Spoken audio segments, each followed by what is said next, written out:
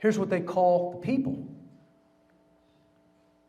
Never referred to the population, human beings, the people of earth, never once. They call us the dead. Well, they don't call the people in this room the dead, but they call the vast majority of the human population the dead. And they call people the dead because they don't exercise their thoughts, they don't exercise their emotions, they don't exercise their actions. If you're not trying to gain wisdom, your thoughts are dead. One of the three aspects of consciousness. If you don't care about what's really going on around you or in the world regarding your freedom, your emotions are dead. Care has been cremated. So the population is ignorant, they're apathetic, and they're inactive. They're cowardly, they're lazy. Their actions are deadened. So if all three aspects of what makes a person a human being, an alive human being, are inactive, for all intents and purposes, they could be looked at as dead, totally unconscious. That's how these occultists look at people. And therefore, their rationale is, we're not even doing this to a living soul. The soul hasn't even been activated. It's not really alive. It's just some clump of flesh that's animated. That's all. And they're performing these actions to a dead corpse. You know, that's how they look at us. It's not hard to see why, though. You know, it's what all these zombie movies are about. My friend told me, I talk to people and I try to tell them the zombie movies are about us. They're about the human population. They're not about like some outbreak, a viral outbreak that's going to happen and turn people into this. They're about the human population being dead, being spiritually dead. And people are like saying to him, no, you're wrong. That's not what it's about. Yes, it is. That's what zombie movies are about. They're about the population being spiritually deadened beings and overtaking the earth. Because they're certainly doing it. And here's a Bohemian Grove ritual about the dead from 1904. They're presiding over a funeral of, it's maybe difficult to see from afar in this image with the lighting in here, but it says, "Here lies Gus." You know, another name for the everyman, the average Joe. You know, we're all Gus. And it says, "Born every minute," and died August 8th, 1904. A sucker is born every minute. You know, that's how they view people. You know, they're living, they're presiding over the funeral, you know, with the dead in the ground with the mockery tombstone. Just mocking us. Here's how they see us all. I broke this image down with Jay Parker on an episode of my podcast. Here's the poets, as they refer to themselves.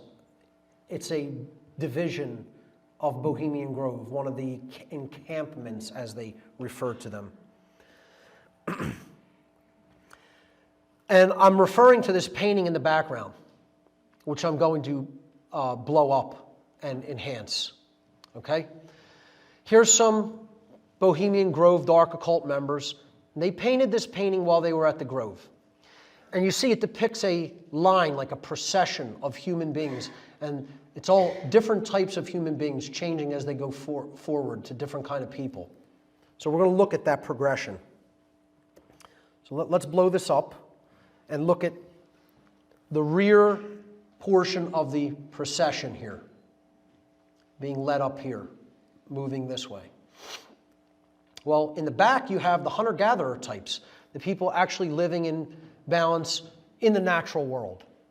They see them as barbarians, okay? Basically, only taking what they need from the earth, living off the land. You know, that's barbarism, okay? The old hunter-gatherer types of human beings. And then as you move forward, you get into husbandry and farming, etc. So that's the next level of so-called human evolution. So let's move forward. Well, then we have two classes of people. You might call this the poor or the lower class, and then you have the aristocracy or the upper class, or at least the middle. You're moving here toward the middle class here.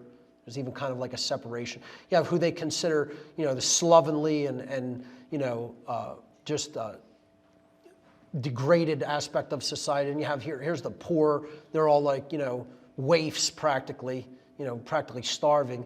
You got this guy who's got a little bit of something or bread maybe, but he's still like really emaciated.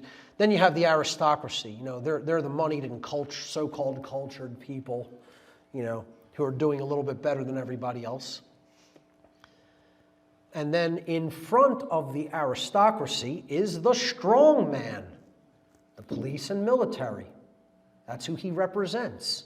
He keeps the rest of the population isolated from the true ruling class. So when we go forward, who's in front of him? The bankers. But they're not the ultimate ruling class. They're the ones still doing the bidding of the ultimate ruling class, which is the guy in the black top hat, the dark occultist. Now, he's being heralded by this herald, who is the media, constantly in front and announcing the arrival and controlling the public perception. And he has a slave who looks like, a black person from that day perhaps, or it almost looks like some kind of a mongrel type being, but it's obviously a very racist statement too, because they clearly try to depict it as an African-American man. This is how they see the people, folks. This is how they see you. This is how they see me. This is how they see their dogs, and even the high-level financial magicians who are ultimately doing their bidding. But he's not out in front. He's out in front. He's the one setting the pace. He's the one setting the agenda. I mean, if you can't see it, I don't know what to tell you. These people are telling it to your face practically, but not in words. They do it in pictures. They do it in symbols. Behind closed doors, they do it in words, out in the open, very frankly. When you look at our society, is our culture systemically satanic? Are we infected with the old religion? Oh, you better believe we are. It's everywhere. Me thinking 24 hours a day, 7 days a week, 365 and a quarter days a year.